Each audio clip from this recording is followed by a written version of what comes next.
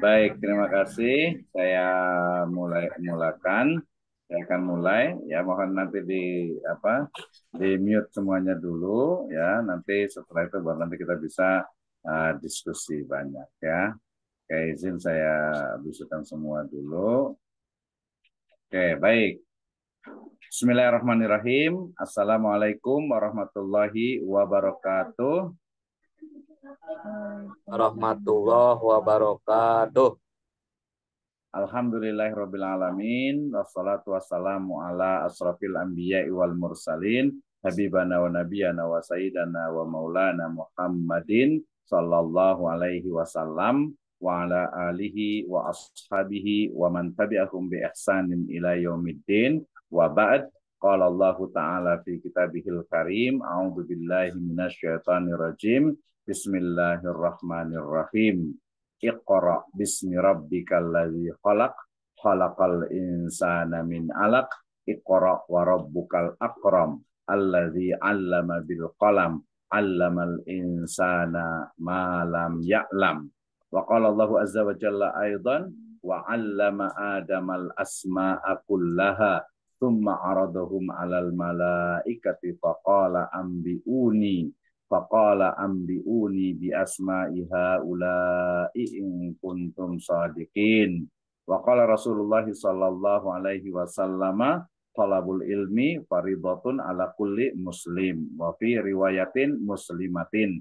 Wa qala aidan man salaka tariqan yaltamisu fihi ilman sahhalallahu lahu bihi tariqan ilal jannah.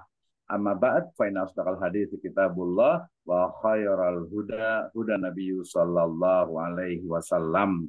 Alhamdulillah, asyukurulillahi wahdah alladzi an'ama alaina fi hadzal masa nastati wa nastamir dirasatana yakni fi nadhariyatut tanmiyatu al-muqarrar li tarbiyah al-islamiyah. Aku lakum jazakumullahu khairan ala qudurikum wa insyaallah hadhihi yakni khissah as-saniyah wa insyaallah taala sana bahas wa mungkin hunaka al-munaqasah yakni baini wa bainakum yata'allaq bi maudu'ina khasatan yakni fi nadhariyatut tanmiyatut tarbiyah al-islamiyah. Ana sa'idun jidan hadzal yaum wa limadza li anna yakni sana bahas ba'du dinina khasatan yakni kaifa nadhariyah wa tatbiq yakni fi muqarrar tarbiyah al-islamiyah. The first, let's thank to our God, Allah Subhanahu wa Ta'ala. He is Lord of the world, and peace and praise and salam to be constant to the true idol, to the last messenger Muhammad sallallahu alaihi wasallam, to his family, to his friend, also to all followers until to the dawn day. Okay, brother and sister, ladies and gentlemen, thank you very much for your attention. This is the second session for us in our subject, yeah. And this evening, the development of Islamic education curriculum. And extremely, I'm happy because today we not only talk about the maybe lecturing, yeah, but today we will discuss, maybe I will explain about the curriculum specifically in Islamic education. Sorry ada sedikit gangguan sedikit. Terima kasih. Hatur nuhun kangge sadayana nutus sumping dina rohangan ieu. Hatur nuhun kangge pangersa Ustaz Saiful Anwar, Ustaz Ilham Anwar Wahid, Ustaz Badri, Ustaz Dana Iskandar, Ustazah Siti Nurjana, wa aidan ila Ustaz Ustaz Ali Muktim wa Alakhi Dana Iskandar nam. Kam sitata asatilah Masya Allah ya.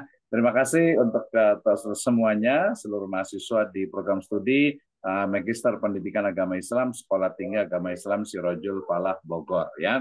Ini adalah pertemuan yang kedua di mata kuliah ya teori pengembangan kurikulum pendidikan agama Islam. Nah, berarti ya pertama saya mohon maaf alakum minkum limada indi yani muskilah ya ta'allaq bi syashati my laptop ya maybe was broken will be service maybe insyaallah taala ya.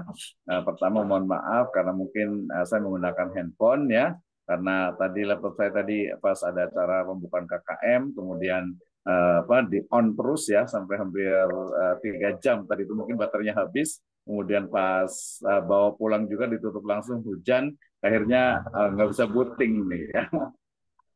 Oke, tapi nggak ada musilah lima dari anna al ilmu laisa yakni fi sutur walakin al ilmu aina makanul ilm yakni fi sudur. Sahih, masya Allah, Ustaz Saiful Anwar. Barakallahu fiq ya. Jadi ilmu itu sebenarnya bukan hanya berada pada kertas, lembaran, pada laptop dan sebagainya, tapi lebih penting ilmu itu adalah ya sudur ya, dalam ingatan, dalam pemahaman, dalam juga pikiran kita. Ya, yang paling penting nanti juga jelas saja ya. Jadi al amal ba'dal ilm wal qaul ya. Jadi amal nih kalau kata para ustadz ini ya. Jadi amal setelah ilmu dan juga setelah berkata. Nah, baik ya. Ini adalah pertemuan kedua kita bicara tentang teori, kemudian kurikulum, kemudian pendidikan agama Islam ya. Karena ini adalah level master. Master itu kalau di KKNI, Kerangka Kualifikasi Nasional Indonesia, itu berada di level yang ke-8 ya. Jadi level yang ke-8 ini berarti ya mahasiswa itu bukan hanya mendeskripsikan, bukan hanya menarasikan, tetapi juga how to develop the theories ya. Bagaimana mengembangkan dari teori-teori yang ada terkait dengan our subject today, yaitu teori pengembangan kurikulum pendidikan agama Islam. Nah, kita akan pertama bicara tentang teori dulu ya, dari sisi epistemologi Islam. Nah, atau yang disebut dengan ilmu epistemologi. Ada yang sudah pernah dengar istilah epistemologi? Silakan Ustaz Saiful Anwar. Belum, belum paham, Pak. Belum ya, oke, nggak apa-apa ya. Yang lain nanti kalau, jadi saya senang itu bertanya nih ya. Jadi saya nanya ke Ustadz Badri, pernah dengar istilah epistemologi?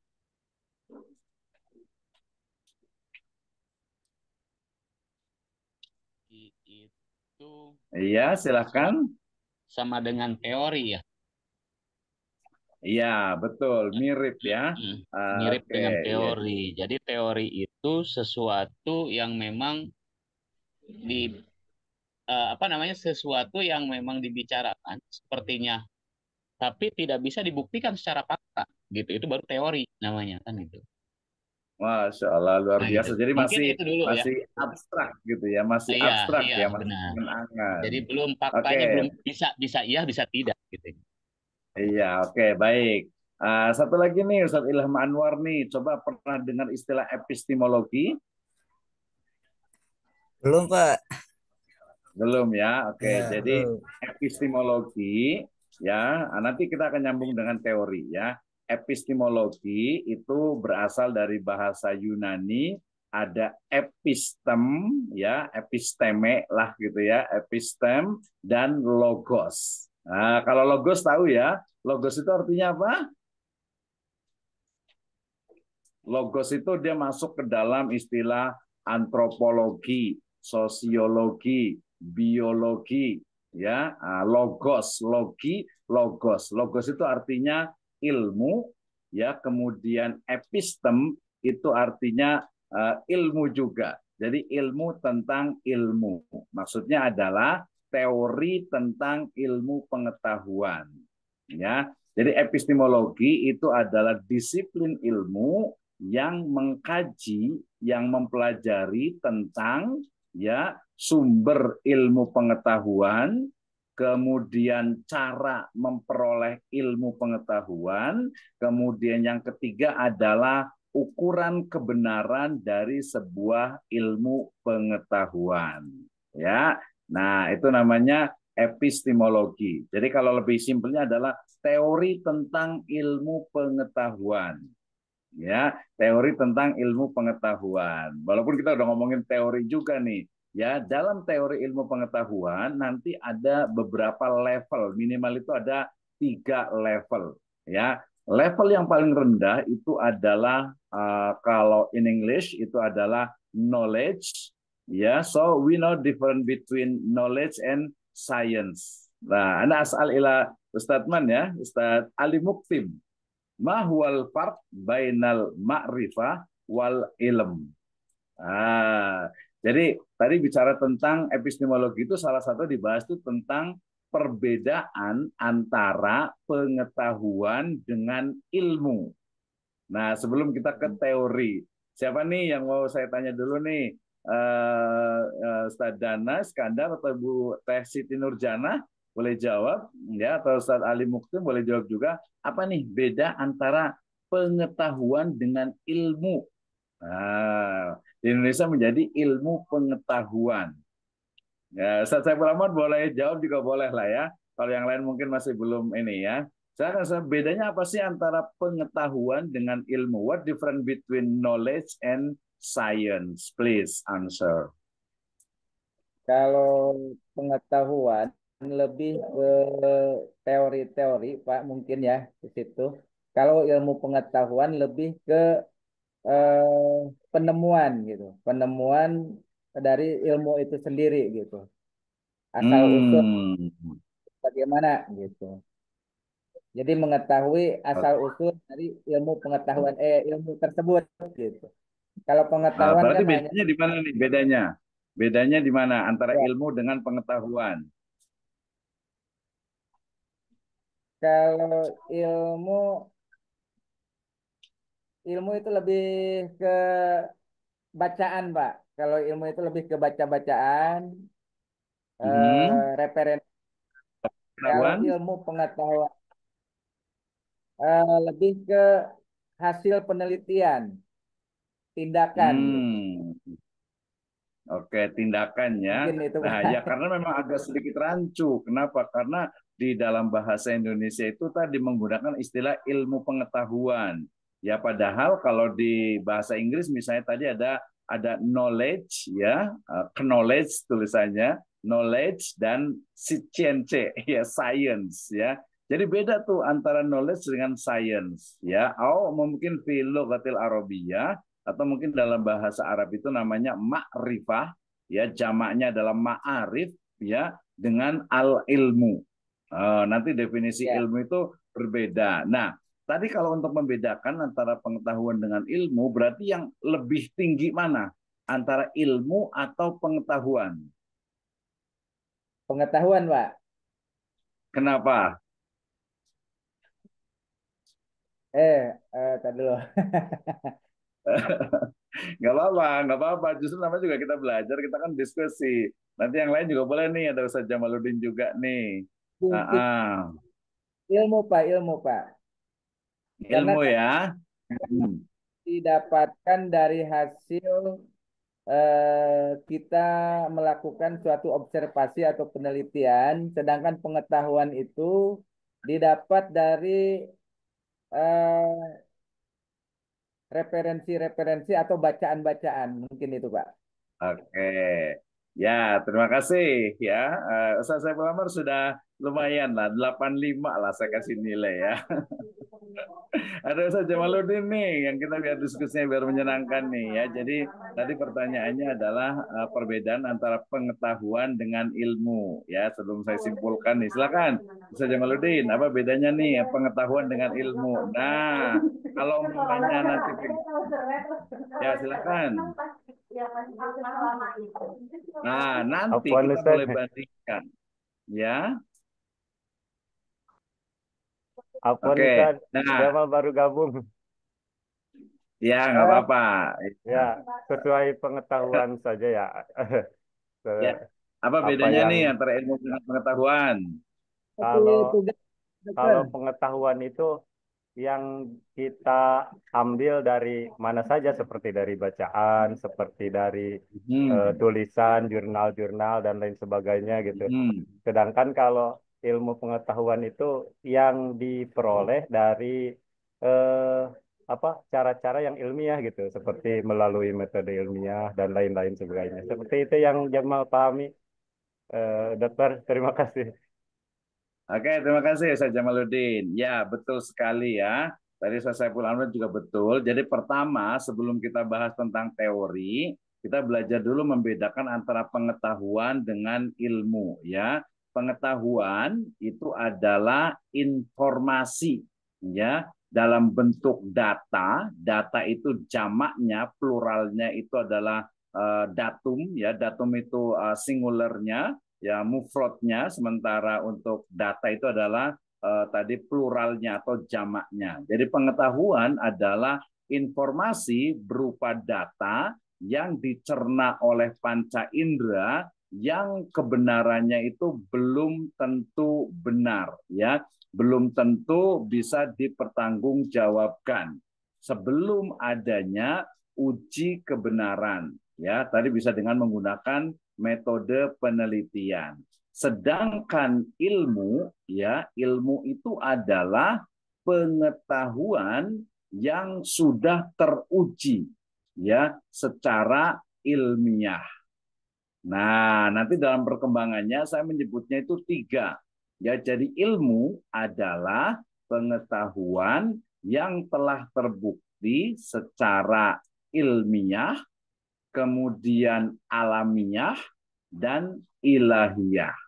Nah, ya, sehingga kemudian proses dari pengetahuan menjadi ilmu itu melalui atau melewati beberapa tahapan.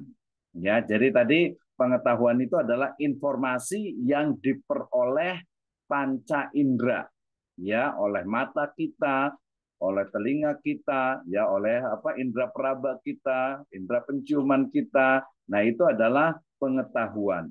Apakah pengetahuan itu benar? Ya harus dibuktikan. Nah, saya mau tanya ke Ustadz Ilham Anwar nih, ya.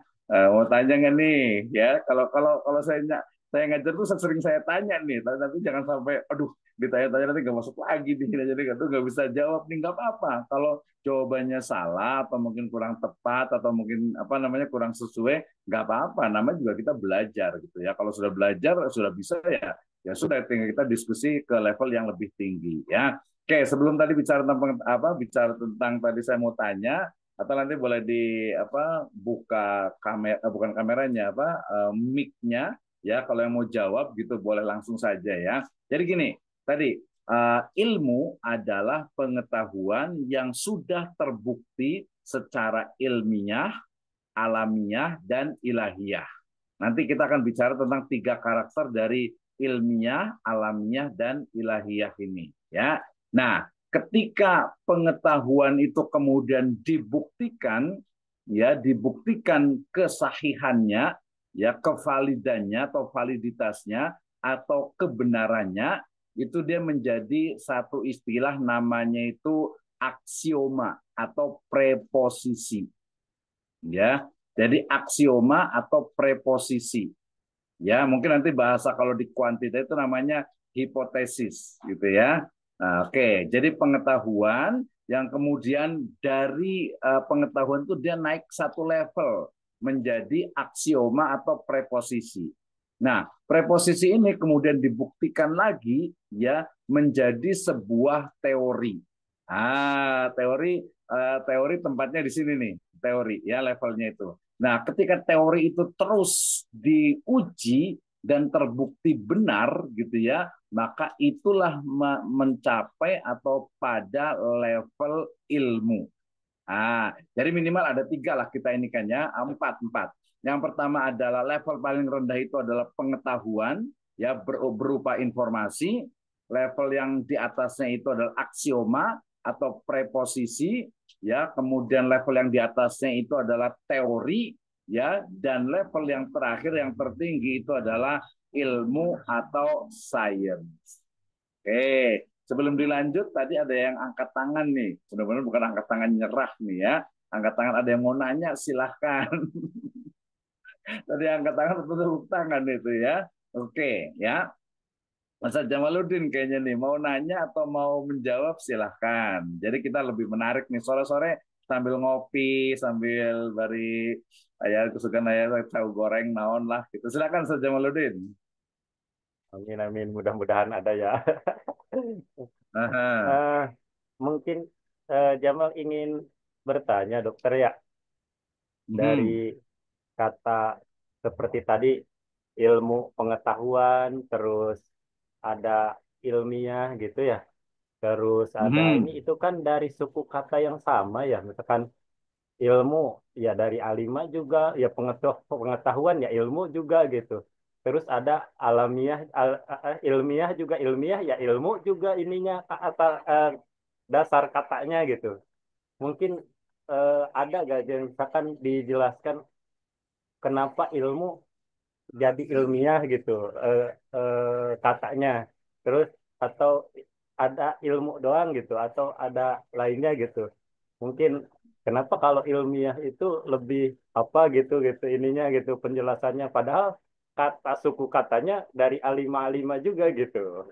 Mungkin kalau ada bisa dijelaskan kenapa bisa jadi dari ilmu ke ilmiah atau dari ilmu ke ilmu saja gitu.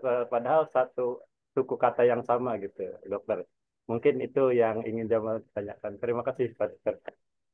Ya, terima kasih Ustaz Jamaluddin ya. Jadi kenapa kemudian muncul istilah ilmu pengetahuan ya. Jadi memang ada banyak hal dalam perkembangan bahasa itu kadang menjadi bahasa majemuk tadi. Salah satunya itu adalah ilmu pengetahuan ya. Ilmu pengetahuan gitu. Padahal ya sebenarnya kalau dalam bahasa Inggris ya science saja gitu ya. Ya nanti ada tadi satu lagi knowledge. Kemudian dalam bahasa Arab itu ya al ilmu, makanya ada al ilmu qoblal qaul wal amal ya, atau mungkin kalau apa Imam Syafi'i mengatakan, beliau mengatakan bahwasanya al ilmu ma fihi hadasana, jadi itu ilmu gitu ya. Sementara ma'rifah atau ma'arif itu adalah memang pengetahuan-pengetahuan yang sifatnya biasanya itu belum ya terkonfirmasi, belum terverifikasi, belum dibuktikan ya.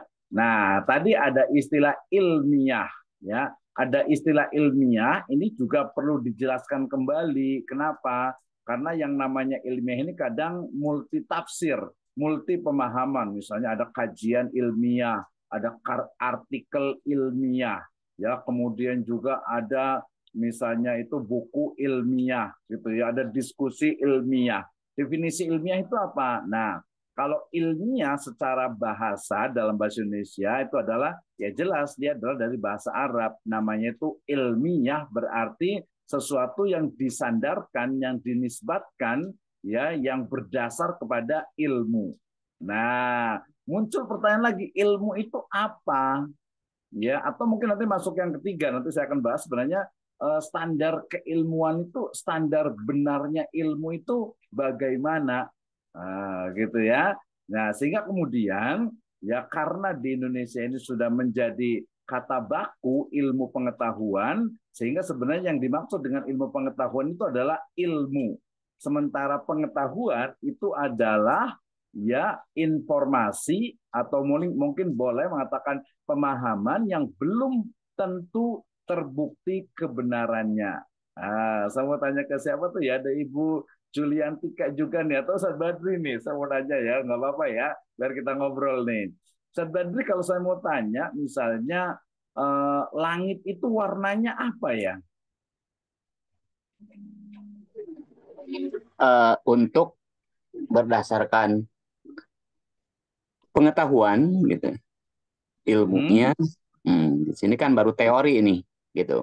Iya Mengenai tentang betul. langit, mengenai tentang langit itu teori. Ada yang menyatakan bahwa langit terlihat biru itu karena bayangan dari air laut yang mengakibatkan biru. Hmm. Nah, itu kan. Ada juga yang Hmm. mengatakan bahwa langit itu memang sebetulnya tidak ada gitu. Cuma kosong. Hmm. Kosong aja jadi bayangan dari tingkatan-tingkatan ozon yang memang berlapis-lapis ke atas gitu. Sehingga pandangan mata kita terakhirnya ke arah sana, akhirnya terlihatlah warna kebiru-biruan dari pantulan cahaya air laut gitu. Itu menurut salah satu teori. Makanya dalam teori ini kan kadangkala bisa benar, kadangkala juga bisa tidak benar Nah, karena itu teori. Nah, tidak bisa dipastikan secara ilmiah atau tidak bisa dibuktikan secara alamiah gitu kan.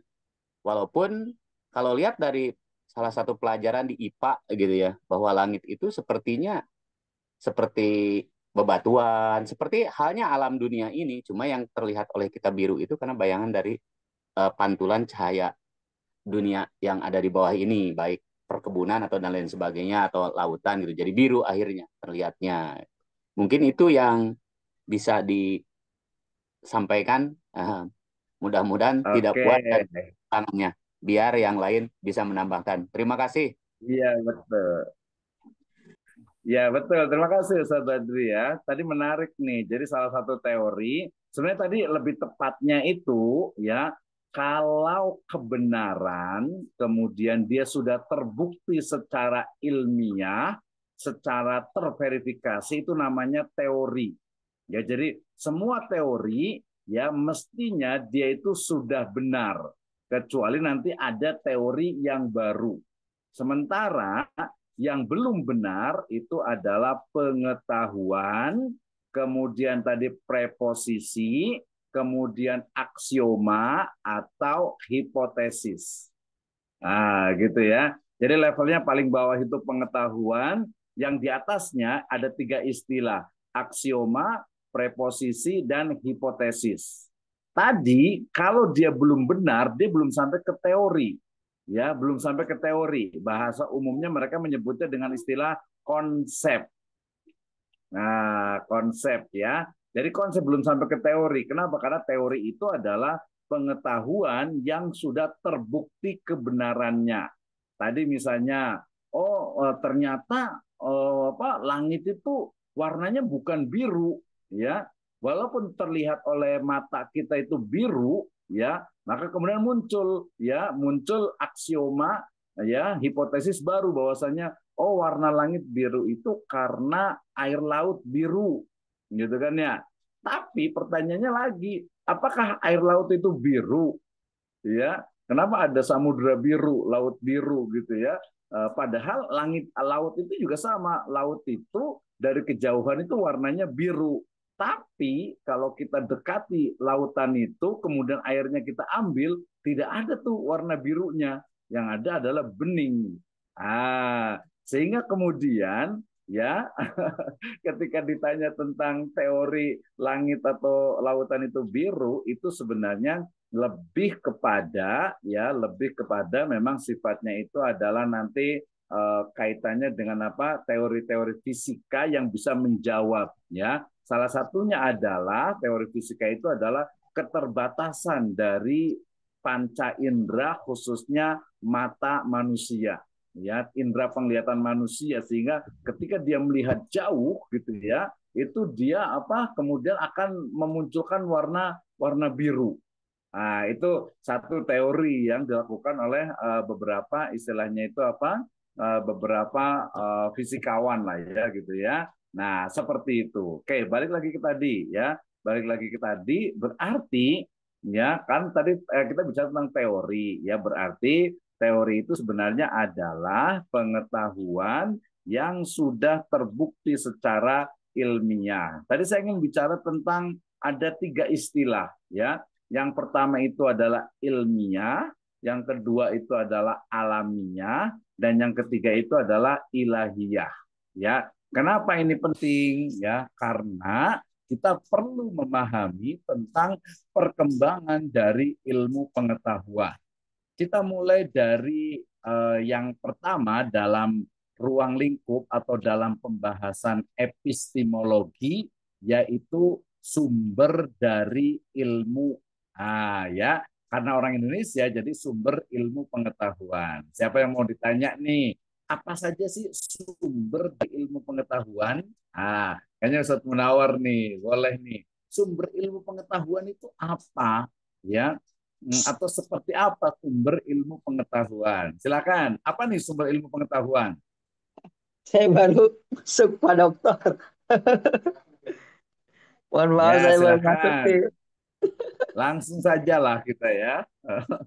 Bagaimana Apalagi yang Pak? masih muda nih. Jadi sumber ilmu pengetahuan itu apa?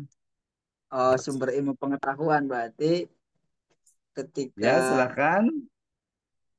sepemahaman saya Pak Dokter ya terkait sumber Suaranya ilmu. nggak kedengeran ya? Suaranya ya Pak ya? Ya, silakan. Suaranya mana nih? Kedengeran nggak Pak? Kedengeran, kedengeran. Kedengeran, Oke, kedengeran. Jelas siap-siap. kok, jelas. Di Tuh, sini mah jelas. jangan-jangan apa HP saya nggak ada suaranya nih. Iya, iya, iya. Ustaz Badri, boleh tes suaranya? Ada. Tes, tes. Ada, Oke, kedengeran, ada. kayaknya di saya ini malah suaranya nggak ada ini. Sumber ilmu Ada masalah nih. pengetahuan. Apa sih sumber ilmu pengetahuan itu? Sebentar. Kayaknya di Ustaz Saiful Anwar, coba tes suaranya.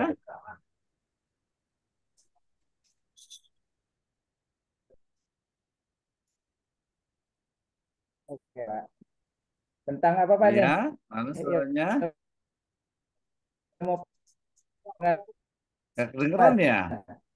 tes, tes. Ada, Ini Pak baru Dokter, ada suaranya. menyimak Ustaz Jamaluddin, coba tes Tes, suaranya. tes, tes, tes. Ada ini. pengetahuan eh, Aduh, di lebih Kedengeran kayaknya nggak? ke Pak Dokter. formasi yang kan eh apa Tes, tes. Coba ya suaranya. Pak kedengeran Oke, kedengeran ya. sekarang. Saya pakai ini aja lah. Oke, lanjut Pak Munawar. Siap, siap. Silakan, Saudara. Apa nih sumber ilmu pengetahuan? Silakan. Eh, Sumber ilmu pengetahuan berarti yang bisa dari apa namanya dari buku juga ya Pak. Sumber ilmu Bukan. pengetahuan. Kalau buku itu dia media. Gimana Pak? Nanti ya Buku itu media, media. Oh, maksudnya sumber dari pemateri juga bisa kali ya Pak? Pemateri juga dia hanya menyampaikan ilmunya. Hmm, Jadi sumber ilmu pengetahuan, sumber kebenaran, ya. Gitu. Jadi kita bisa juga dari sebelum ke sumbernya, cara dulu nih. Coba kita boleh jawab satu-satu. Cara untuk memperoleh ilmu pengetahuan itu seperti apa? Silahkan. Kita dari Pak Saiful Anwar dulu boleh nih. Pak Saiful Anwar, bagaimana cara memperoleh ilmu pengetahuan? Silahkan memperoleh ilmu lah. cara memperoleh ilmu pengetahuan Ilmu aja deh, nggak usah untuk pengetahuan. mungkin bisa dilakukan dengan cara eh, penelitian Pak. Model tadi kan langit itu biru tapi kadang kenyataannya tidak tidak atau laut itu biru tapi kenyataannya air tidak, itu kan perlu dibuktikan dengan sebuah penelitian. Kalau eh, laut itu biru gitu kan.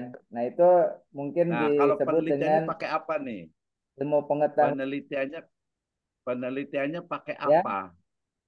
Menelitinya itu pakai apa? Penelitian dengan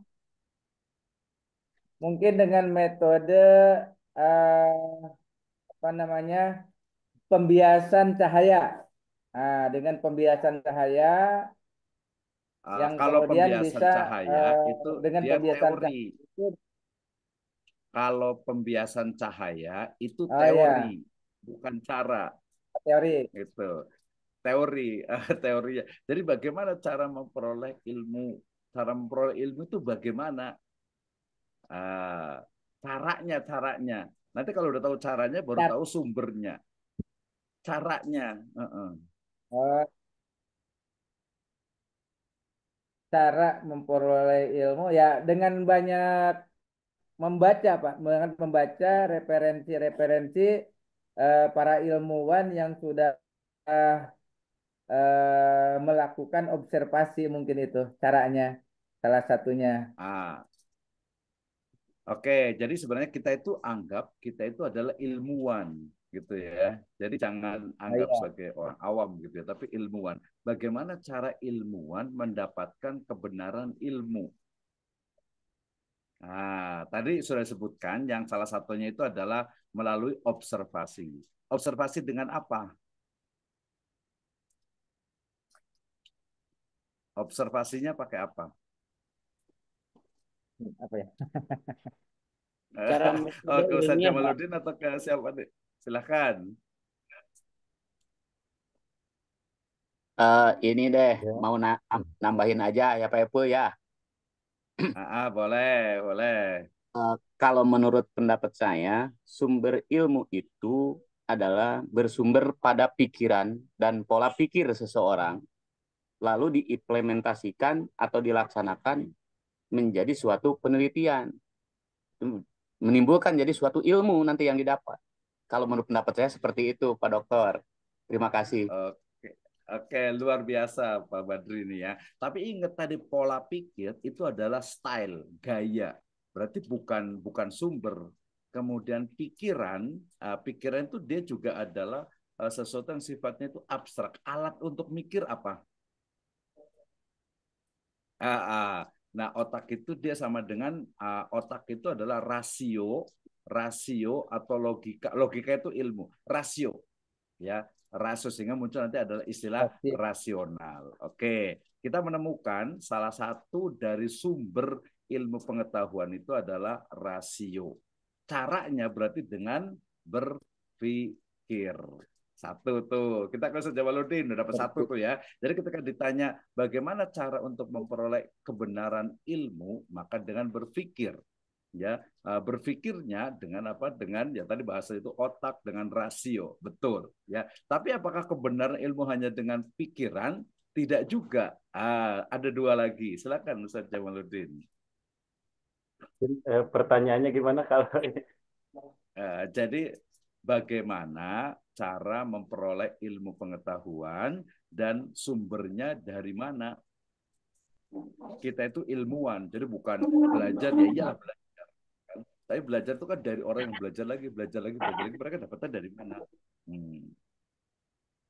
iya, mungkin ya kalau yang Jamal tangkap di sini sumber Hmm. ilmu itu eh, ini ya, maksudnya eh, udah ada gitu, misalkan udah tersedia, misalkan dari Allah udah menciptakan ini sebagai alam, sebagai sumber yang harus di apa namanya, harus di harus kita pelajari ininya gitu, sehingga sumbernya emang udah ada dari Allah Subhanahu Wa Taala gitu. Terus tadi juga telah disinggungkan secara alamiah dan ilahiyah gitu. Jadi kalau alamiah Hmm. mungkin udah ini Allah dengan ininya Oh ini nggak bisa ya? dengan Oke, eh, lanjut. apa tadi, dalil akli dan nakli lah gitu. Mungkin dari situ yang kalau yang Jamal tangkap ininya sumbernya, Pak Dokter. Oke, terima kasih Pak Jamal ya. Jadi sebenarnya sudah benar lah ya. 80 lah ya, 80 dari 100. Artinya apa? Jadi begini ya, saya ini kan. Jadi ilmu gitu ya, ilmu itu diperoleh melalui ya kalau yang sifatnya itu ilmiah ya, itu melalui apa? Melalui dia menggunakan istilahnya itu observasi ya, melalui sifatnya itu observasi dan didukung oleh yang namanya itu kebenaran mutlak, yaitu dengan angka. Nah, itu kebenaran ilmiah. Sementara kebenaran yang sifatnya itu alamiah, itu adalah kebenaran yang memang apa adanya tanpa adanya rekayasa gitu ya. Nah, itu adalah alamiah. Sementara nanti kebenaran sifatnya ilahiyah itu adalah kebenaran yang didasarkan kepada agama, sumbernya berarti adalah wahyu. Ya. Jadi ketika ditanya apa sumber ilmu? Sumber ilmu pertama kalau kita muslim ya jelas pertama adalah wahyu. Paham ya wahyu ya? Wahyu ya. Wahyu itu ya Al-Qur'an, hadis ya, wahyu. Yang kedua sumber ilmu itu adalah rasio. Rasio ya, kalau tadi kalau ngomong pikiran boleh lah ya. Yang ketiga sumber ilmu itu adalah tadi betul tadi Ustaz Jamaluddin, yaitu alam semesta ya. Alam semesta artinya itu kebenaran hasil dari observasi yang memang membuktikan itu adalah benar. Caranya berarti melalui 3 ini ya, sumbernya kita tahu ada 3, tapi kadang biasa ada 1 lagi nih, walaupun nanti masuknya ke dalam yang ilahiyah. Ya, nah dalam pengetahuan ilahiyah dalam Islam kita tuh mengenal ada 3 lagi istilah ya. Yang pertama adalah metode atau cara bayani. Boleh cari nih di internet ya. Pertama adalah metode bayani. Yang kedua adalah metode burhani, yang ketiga adalah metode irfani.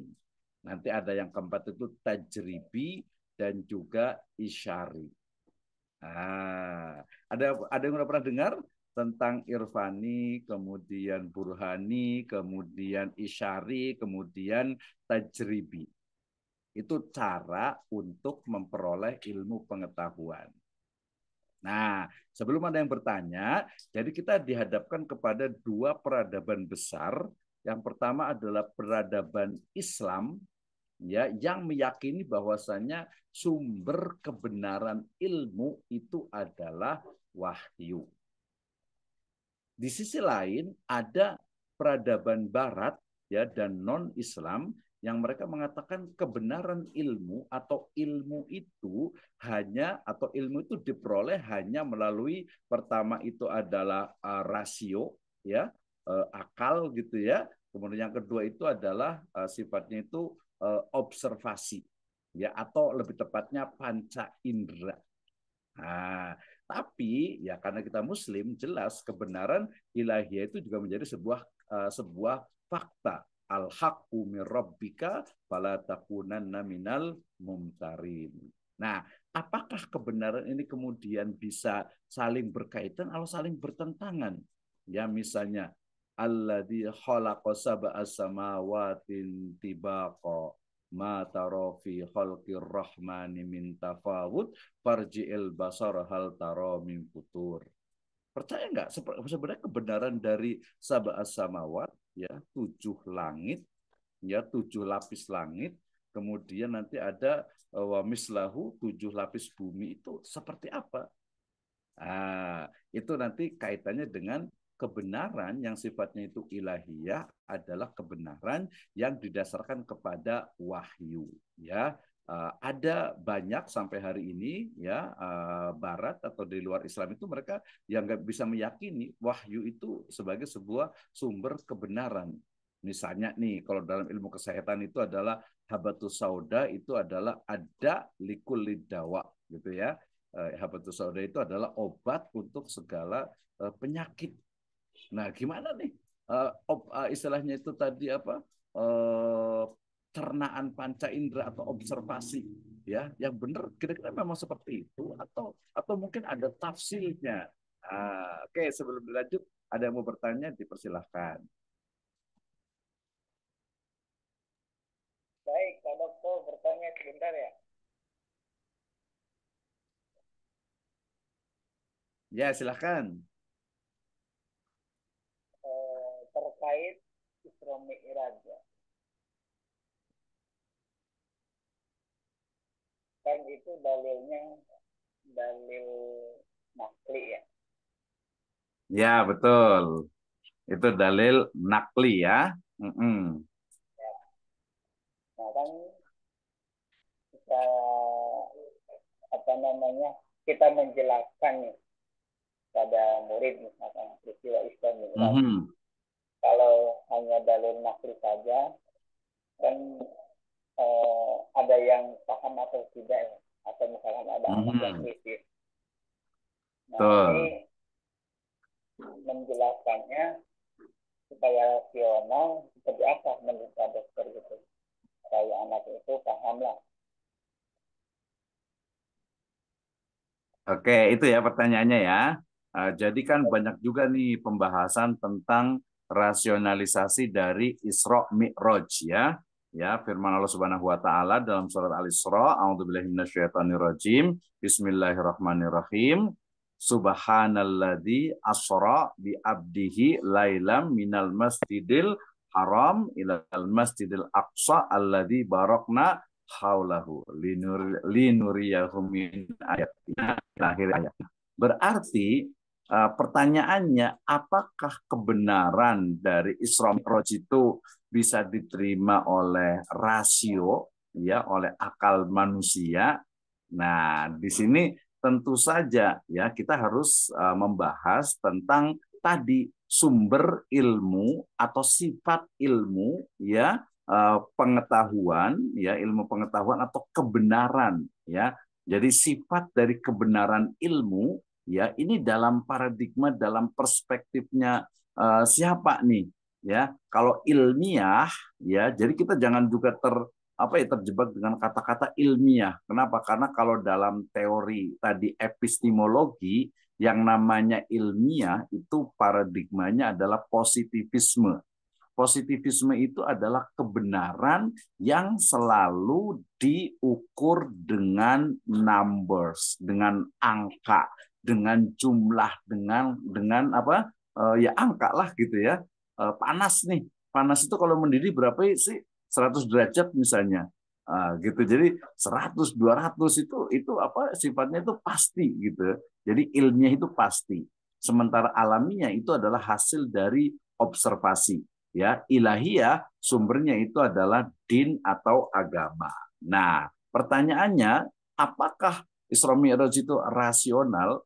Maka jawabannya ada dua, ya. Yang pertama adalah bahwa dari kalangan modernis mereka akan mengatakan bahwasanya iya, ya, peristiwa Isra dan Mi'raj sangat rasional. Kenapa? Karena peristiwa tadi mulai dari Isra-nya sendiri, dari Masjidil Haram ke Masjidil Aqsa, sekarang itu sudah logis, ya, dengan kecepatan misalnya pesawat supersonik itu dari Masjidil Haram ke Masjidil Aqsa itu sangat mungkin hanya hitungan jam, hanya hitungan menit gitu ya. Tapi kemudian ilmu pengetahuan atau ilmu belum sampai bisa membuktikan, ya, bahwasanya Mi'raj, ya, dari Masjidil Aqsa ke Sidratil Muntaha sana itu belum bisa dibuktikan. Bahkan kita belum bicara tentang ke Sidratil Muntaha, ya. Ketika definisi dari buruk misalnya, ya, Kanjeng Nabi Muhammad SAW itu kan naik buruk gitu ya. Ke Ustadz Munawar nih, kalau pernah dengar nggak buruk itu kayak gimana sih sebenarnya? Coba. Hewan seperti kalau di dalam ini ya surah atau kitab-kitab ya dijelaskan bahwa buruk itu seperti apa himar kali keledai gitu ya. Mhm. Jadi ya semacam itulah kalau di kitab-kitab klasik gitu Pak. Iya, betul. Ya, kalau di kitab-kitab klasik itu buruk itu adalah hewan yang lebih besar dari keledai, lebih kecil dari kuda, dan kecepatannya Iya. itu sangat luar biasa gitu ya. Kecepatannya itu mungkin ya seperti angin, ya, saifi gitu ya, seperti angin ya, atau mungkin seperti cahaya kecepatan, pokoknya cepet lah gitu. Tapi ketika kan dalam satu kisah itu ketika ada apa kabilahnya Quraisy itu lewat, kemudian ternyata memang melihat, ya, Kanjeng Nabi Muhammad SAW itu lewat dengan apa buruknya itu dengan kecepatan. Nah, apakah dia itu memang ini nanti posisinya? Jadi kita betul-betul harus memosisikan ada bagian-bagian agama yang sifatnya itu rasional, ya, ada kebenaran ilahiyah yang sifatnya rasional, tapi ada juga kebenaran dari ilahiyah itu yang sifatnya itu irasional, yang mungkin tidak masuk akal, ya, yang tidak masuk akal manusia misalnya nih. Ini biasanya kajian orang-orang kalangan Mu'tazilah biasanya itu. Mu'tazilah tuh. Jadi gini, ini pulpen nih, ya, ini pulpen nih, ya, ini pulpen ya. Nah, mungkin nggak pulpen ini itu bisa masuk ke dalam tubuh manusia tanpa melalui lubang, yang ada, ya, mulut, hidung, telinga, dan yang lainnya. Mungkin tidak. Mungkin. Dari mana tuh Ustaz Ali mungkinnya? Cara membuktikannya bagaimana? Mungkin. Oh, itu dengan keajaiban, Pak Dokter. Oh, Dengan Masya Allah. keajaiban. Iya, iya. Kalau zaman dulu mah mujizat gitu. Kalau sekarang mah ya dengan apa namanya ilmu ilmu hikmat itu, al hikmat. Jadi Hmm. percaya bahwa itu Allah menciptakan, udah ada di dalam itu gitu. Kalau Hmm. ilmu sihir mah gitu tiba-tiba ada silet, ada beling kan, itu kalau Iya. secara logika nggak mungkin orang makan beling gitu kan, makan silet, Iya, makan betul. ini. Musa itu Mhm. dokter ya. Jadi mujizat gitu. Nah ya, sejenis mujizat gitu. Itu Iya, penjelasan betul. saya. Ya.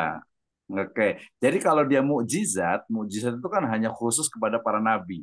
Ya. Tapi faktanya tadi itu ya ada ilmu santet, ada ilmu teluh, Iya, iya. ada Iya, tenung gitu. Dia bisa memasukkan tadi ada silet, ada paku gitu ya. Mungkin ada apa lagi tuh? Ya, paku, silet, mungkin ada pasir, semen sekalian jualan iya, bangunan gitu iya. kali ya. Iya, iya, iya, iya. Nah, tapi Wah, itu dia fakta gitu kan. Itu kan fakta fakta gitu kan. ada, iya, iya. Ya, fakta ada gitu kan. Sehingga kemudian ya memang kebenaran yang sifatnya ilahiyah itu bisa jadi memang tidak bisa masuk ke dalam ranah rasional.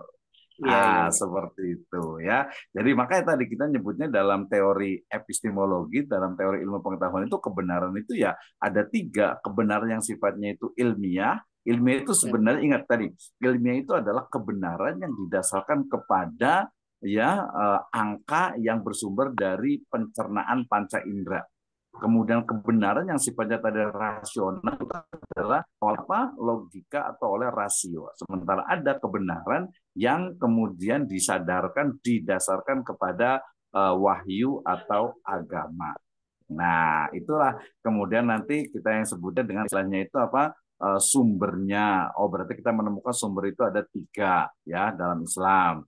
Kemudian metodenya tadi ada yang sifatnya itu ada bayani, ada burhani, ada irfani, ada tajribi, ada isyari. Ya, isyari misalnya kita ngaji ini sore-sore misalnya ya.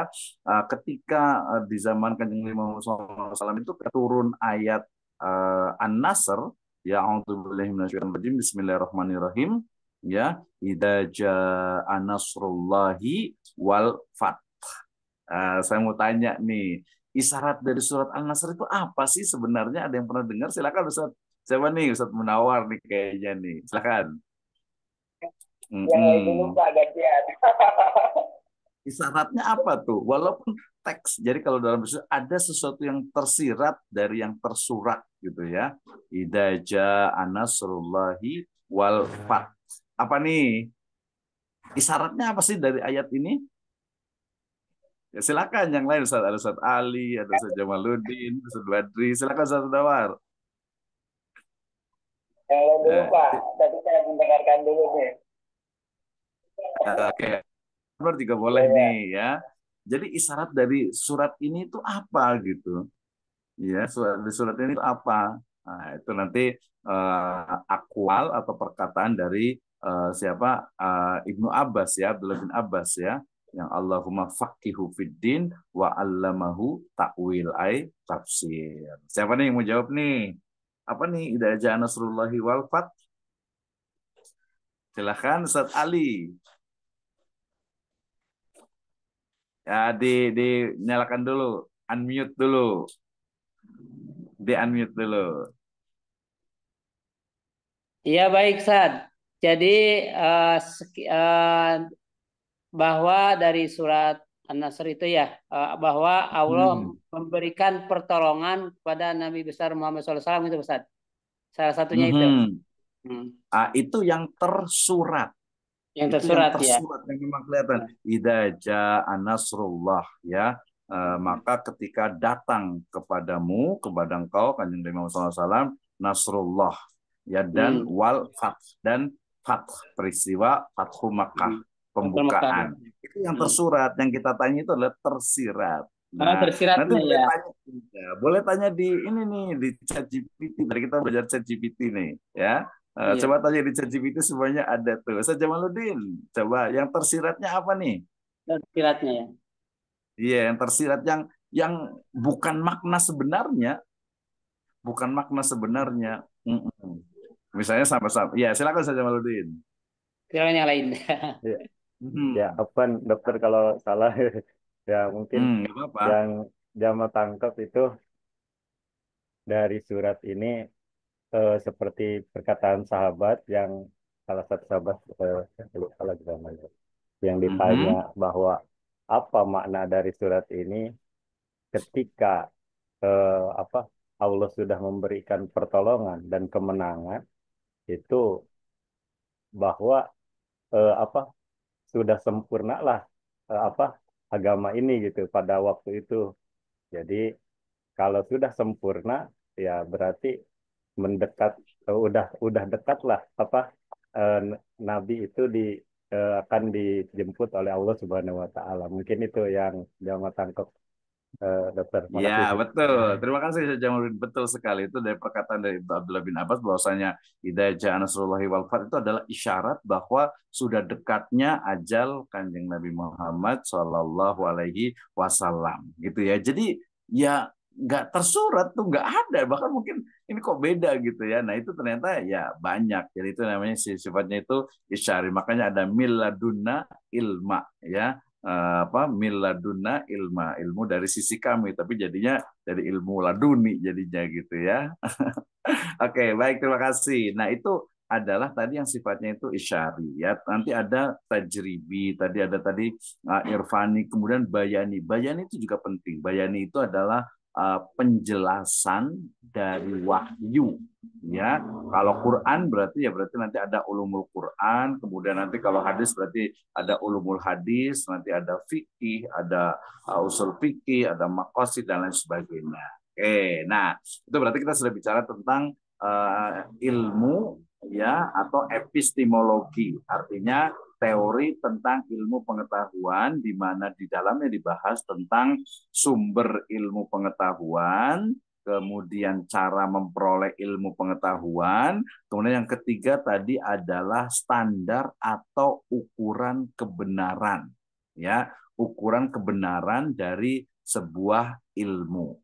Nah, kita tadi sudah tahu level dari ilmu sampai ke pengetahuan, yaitu mulai dari ilmu, kemudian aksioma, hipotesis atau preposisi, kemudian preposisi atau hipotesis itu dibuktikan secara terus-menerus, ya itu menjadi sebuah teori.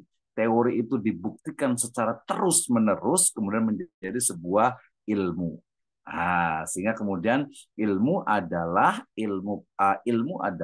pengetahuan yang sudah terbukti secara ilmiah. Sedangkan konsep tadi atau aksioma itu belum tentu benar.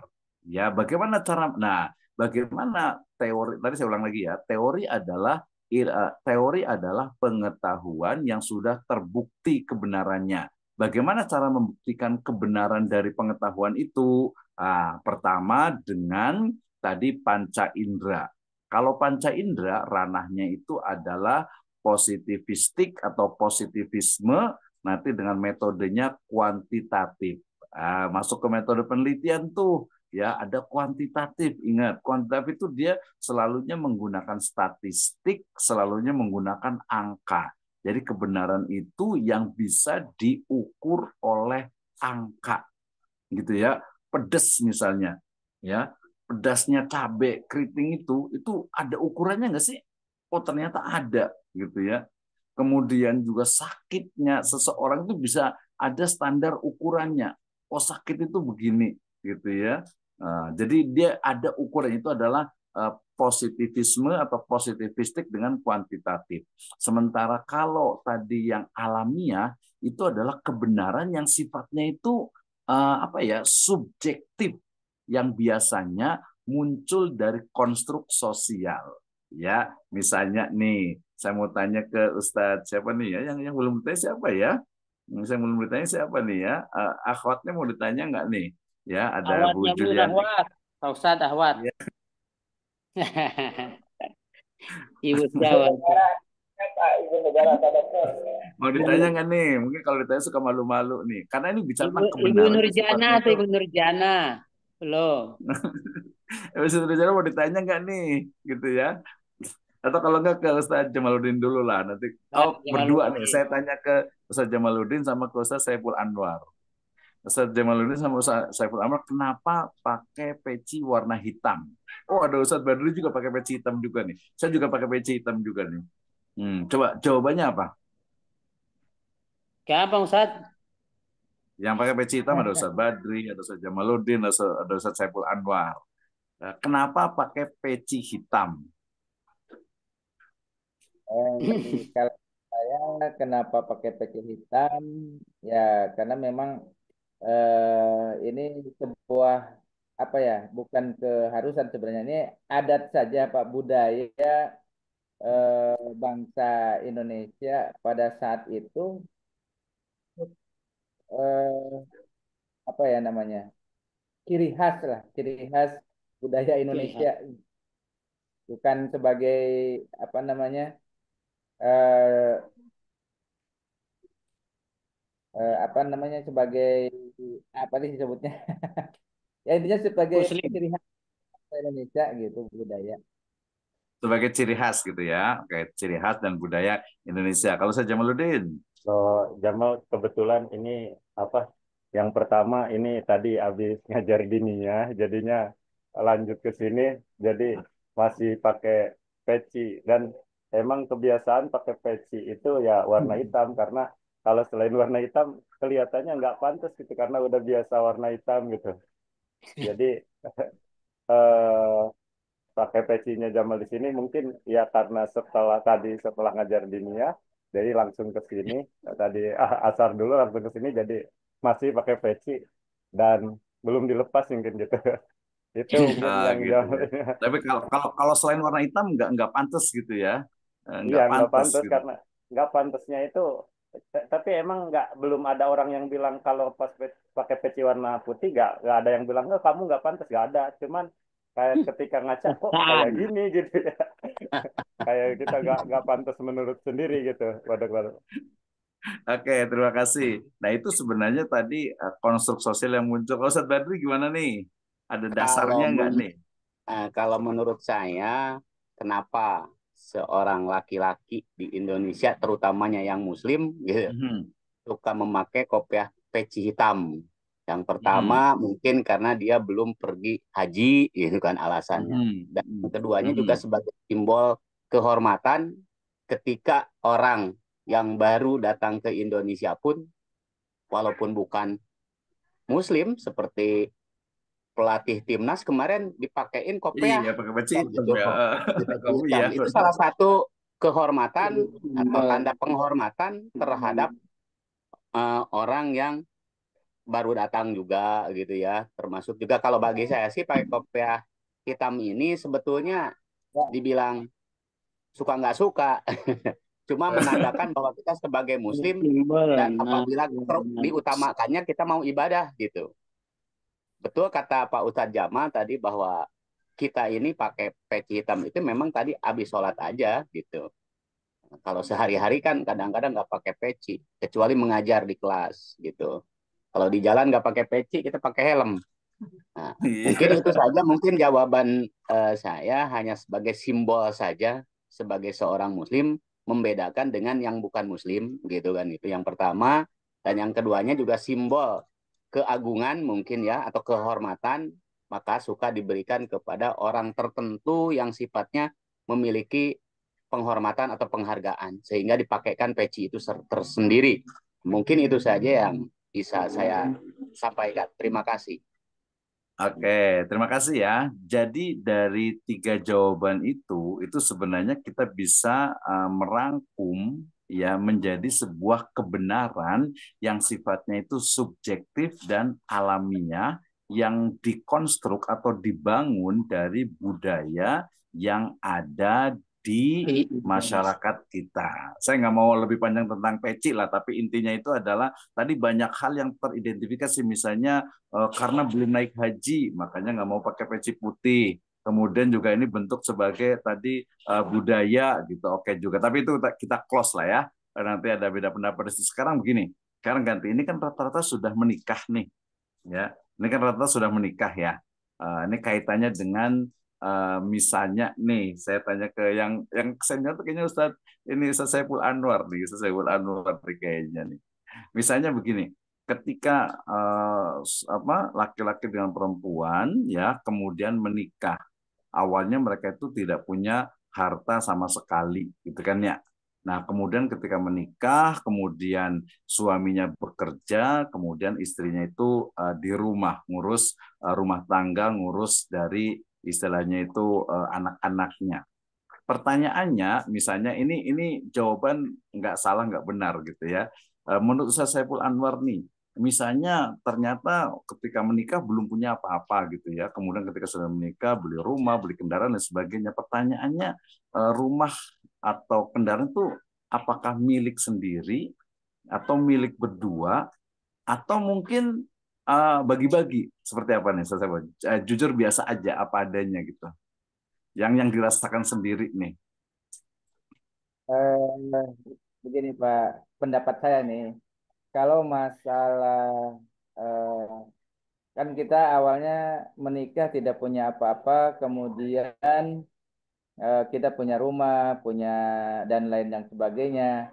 Kan itu memang yang bekerja suami dalam hal ini, cuman kan Mhm. yang menguatkan suami untuk mencari nafkah, kemudian itu tidak lepas dari doa istri juga gitu. Jadi dalam hal ini Mhm. tentu untuk harta ini ya milik bersama Pak Ustadz gitu.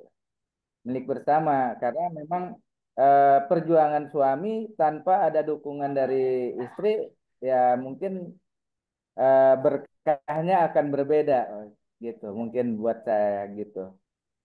Ya, oke, terima kasih Ustaz Selamat. Jadi memang ya rumah kita gitu ya, milik bersama. Kita tanya yang ibu-ibu nih, Teh Siti Nurjana atau Bu Juliantika nih, siapa yang mau jawab dulu nih? Kira-kira perspektifnya istri itu kayak gimana nih? Ya, atau yang dialami saja gitu, misalnya nikah, kemudian ini punya siapa nih gitu, yang dialami atau mungkin yang ada di masyarakatnya. Silakan Bu Teh Siti Nurjana, Ibu Siti Nurjana silakan. Ya bisa ngomong nih, mau ngomong nggak? Ayo coba mau ngomong nggak? Ah, ah. Oke. Ah, mau ngomong nggak nih? Silakan dibuka mic-nya. Jadi kemarin saya bilang itu, ya silakan. Bu Juli dulu aja, Pak. Iya, seperti kemarin saya sampaikan bahwa kuliah itu bukan hanya selesai, bukan hanya dapat ijazah, dapat gelar, tapi kita tuh belajar bareng, belajar ngomong, belajar berbicara, belajar mengungkapkan ide dan gagasan. Salah ya nggak apa-apa gitu ya, jangan takut salah gitu, dibiasakan. Kenapa nanti kenapa? Karena lingkungan itu akan mengatakan, ini mahasiswa S2 loh gitu ya, ini mahasiswa pasca loh gitu, masa nggak bisa sih gitu. Silakan Ibu Juliantika nih, apa Baik, adanya. Bapak, saya tanggapi ya. Kalau menurut saya pribadi itu milik bersama, Pak. Karena apa yang Mhm. kita dapatkan semuanya bersama dan akhirnya akan menjadi ahli waris. Titik akhirnya akan menjadi ahli waris gitu. Jadi kata bersama di sini bukan kaitannya hanya istri dan suami, tapi termasuk juga anak-anak kalau bagi saya. Jadi apa yang saya dapatkan berupa harta benda ya, itu milik bersama. Bersama di sini suami, istri, bahkan anak-anak gitu. Bahkan apa yang saya dapatkan sudah saya ahli wariskan. Salah satunya kepada anak-anak yang nantinya menjadi penerus di keluarga ini. Kalau saya bilang seperti itu. Itu. Jadi tidak ada milik suami, tidak ada milik istri gitu. Kalau lagi rumah tangga dalam satu atap ya Pak ya. Lain halnya mungkin Mhm. nanti ketika ada perceraian dan lain sebagainya mungkin itu ada yang dibilang harta gono gini lah ya. Ada bagian-bagiannya, Mhm. bagian istri mana, bagian suami mana gitu, bahkan bagian anak pun mana. Kalau menurut saya eh, secara keseluruhan itu milik bersama. Bersama di sini terdiri dari anak, suami, dan istri seperti itu. Makasih Pak. Oke, terima kasih ya. Jadi milik bareng-bareng gitu ya, semuanya gitu, milik ada saham gitu ya. Ya itu sebenarnya karena tadi saya bicara tentang kebenaran yang sifatnya itu alamiah, subjektif, yang dibangun dari kultur dan budaya yang ada di masyarakat, maka kemudian itulah yang dianggap benar oleh masyarakat. Nah, itu ya sehingga kemudian muncullah kalau di Indonesia ini ya tadi ada harta bersama atau harta gonogini. Nah, kalau ada yang mengatakan kan dalam Islam itu harusnya lana a'maluna walakum a'malukum atau laha makasabat walakum makasabetum. Itu nanti dalam ranah fikih. Tapi saya hanya bicara tentang kebenaran yang sifatnya itu alamiah, ya, kebenaran yang sifatnya itu alamiah. Sama juga nih, misalnya begini. Kalau kita lihat nih, ya sebenarnya sekarang juga banyak, yang mungkin yang agak lama dulu, zaman dulu itu ketika kita pergi ke misalnya itu kemana, ke Lampung misalnya. Di Lampung itu ya istri-istri itu mereka biasa ke kebun, biasa ke ladang gitu ya.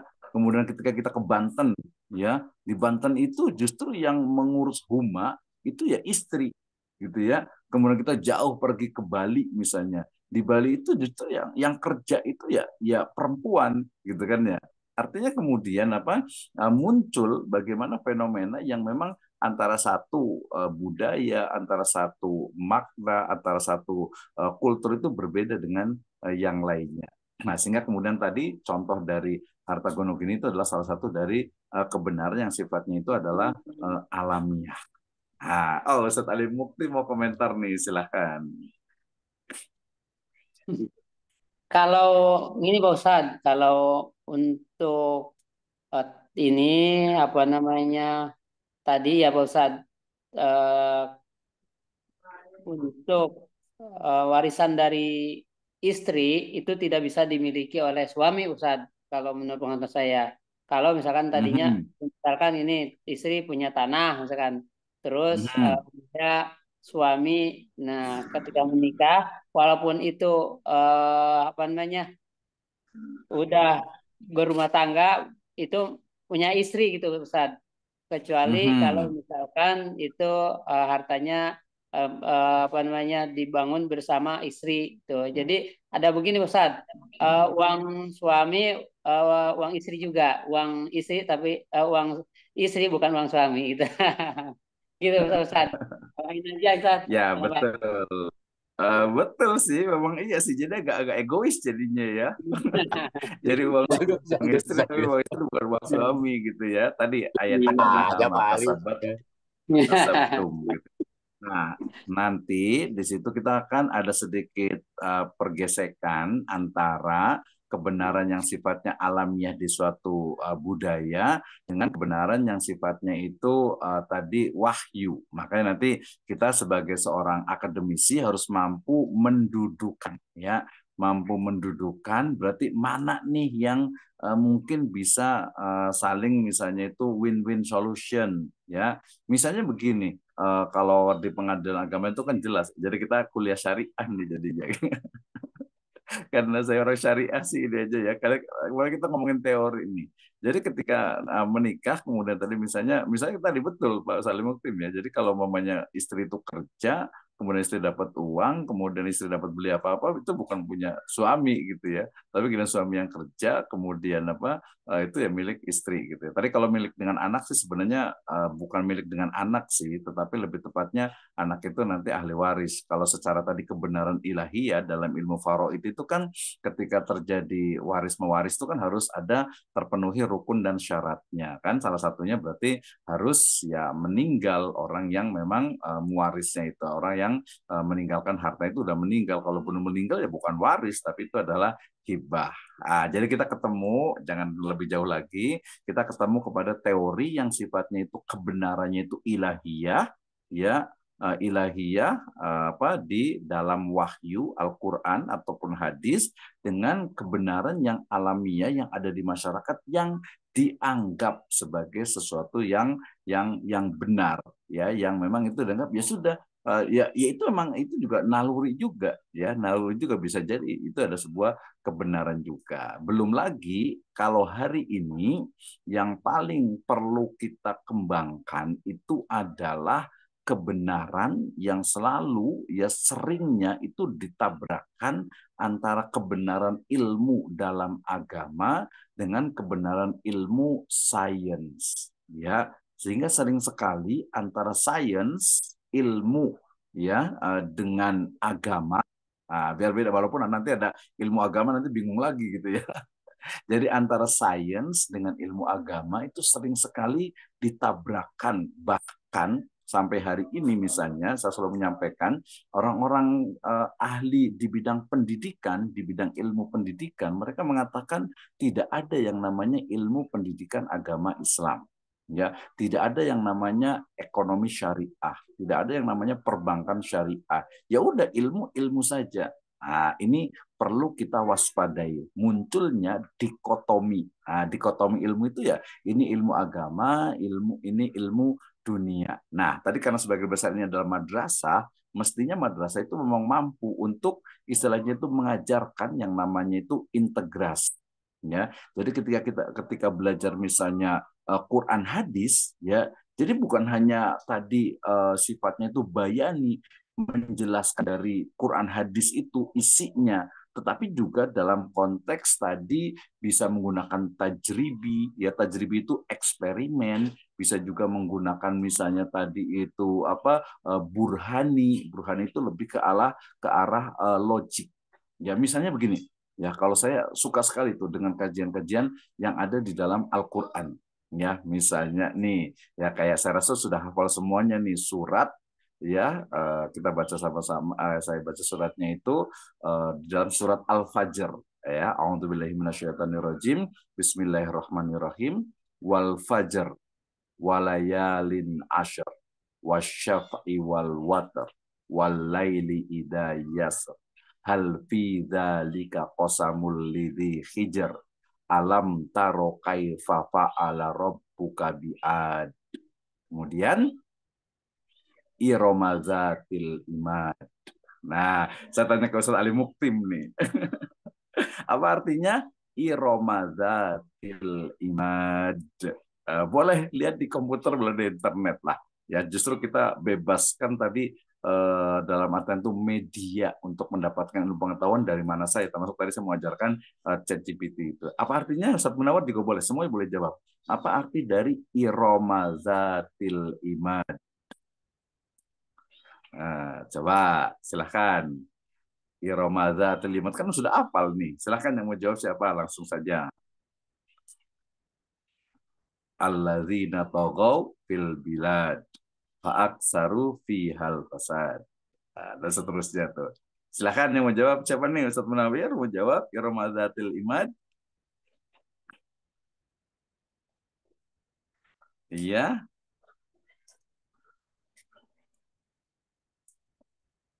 Ini kan guru madrasah semua ini rata-rata kan ya. Oh, Masya Allah nih luar biasa nih. Silakan Ustaz Jamaluddin. Yaitu Iromazatil imad. Iromadatil imad. yaitu penduduk Iroma kaum Irom. Artinya apa? Boleh Ustaz Munawir, nanti Ustaz Jamaluddin. Yaitu penduduk Irom yang mempunyai bangunan-bangunan yang tinggi. Iromazatil imad. Oke, terima kasih Ustaz Munawir. Ustaz Jamaluddin, apa? Iromazatil imad. Iromadatil imad. Iroma kaum Irom data memiliki al-imad, bangunan-bangunan tinggi. Iya, as-shalah imaduddin, imad ya. Wa amuduhu as-shalah. Imad itu artinya apa? Bangunan. Tiang. Tiang ya, betul. Jadi Iram ya, kota Iram ya atau bangsa Iram yang memiliki tiang-tiang yang tinggi. Ya. Nah, untuk menjelaskan ini kira-kira kayak gimana ke siswa itu? Ya, apakah kita jelasnya kayak gimana kira-kira ketika kita menjelaskan tentang Iromadzatil imad? Nah, tadi dia menggunakan apa? Menggunakan pendekatannya salah satu adalah burhani, di mana ada namanya interkoneksi antara ilmu pengetahuan, ya antara ilmu agama dengan ilmu tadi karena Iram di masa lalu, maka kaitannya dengan bisa ilmu history, sejarah, bisa ilmu arkeologi, ya bisa juga ilmu-ilmu berkaitan dengan yang ada di masa lalu. Nah, seperti itu. Dan banyak sekali ayat-ayat yang lainnya. Ya, sampai-sampai makanya percaya nggak di sini kalau ada di wilayah Timur Tengah itu namanya ikan Nabi Musa. Ada yang hafal surah Al-Kahfi di sini? Ya, di surah Al-Kahfi itu ada apa? Nasiya hutahuma fattakhadha sabilahu fil bahri. Fil bahri apa? Gimana Ustaz Jamaludin, artinya Jaroba. apa? Artinya gimana? Waduh, artinya gimana? Aduh, kayak beberapa itu Ya ya. udahlah, intinya itu. Jadi Udah di intinya hampir di ketika ujung itu. kita berbicara tentang ilmu, ya terutama ilmu yang sifatnya ilahiyah, ilmu yang berasal dari wahyu, maka ketika menjelaskan tentang ilmu yang bersumber dari wahyu, ya saat ini bukan hanya berbicara tentang bayani. Bayani itu kita sebut saja penjelasan dari teks gitu ya, tetapi juga kemudian ya dibarengi dengan interkoneksi artinya disupport, didukung oleh berbagai ilmu pengetahuan yang ada.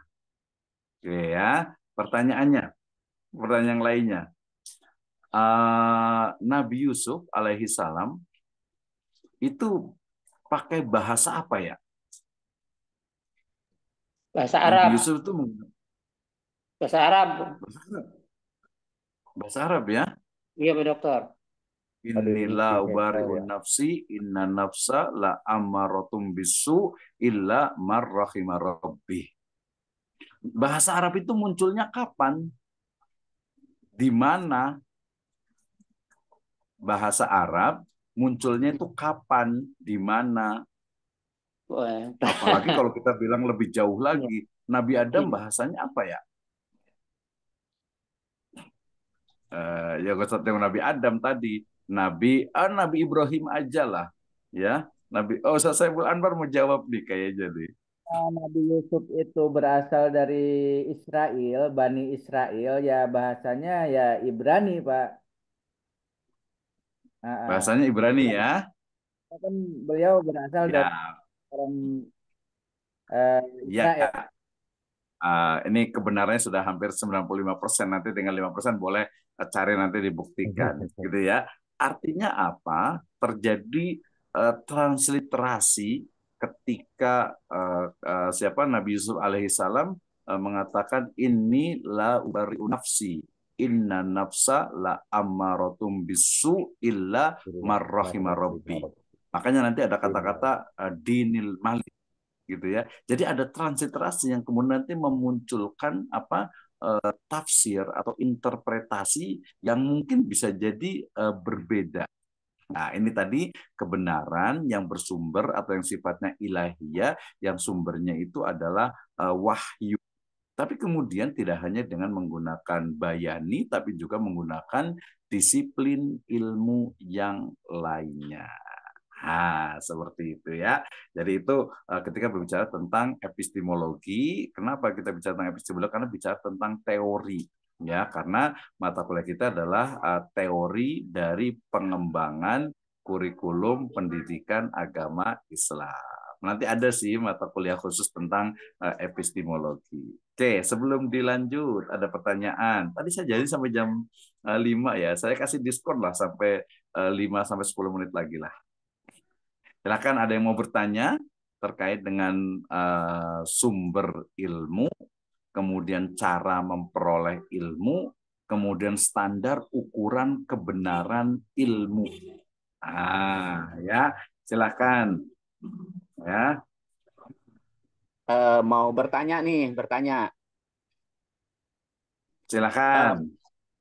Pengen tahu atau mohon dijelaskan oleh Pak Dokter gitu bahwa bahasa wahyu adalah bahasa Tuhan.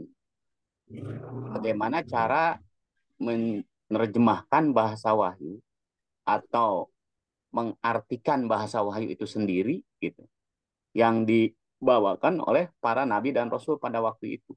Gitu. Itu kan dia kebanyakan sumbernya dari wahyu, makanya dia yang digunakan bahasa wahyu, Pak, gitu ya. Nah, itu yang sampai hari ini belum paham. Tolong untuk dijelaskan. Terima kasih. Baik, terima kasih. Ini pertanyaannya level tinggi ini nih, luar biasa. Baik, ya. Dalam studi atau kajian wahyu, ya, pertama kita pahami bahwa wahyu yang dimaksud sekarang itu adalah wahyu dalam bentuk teks.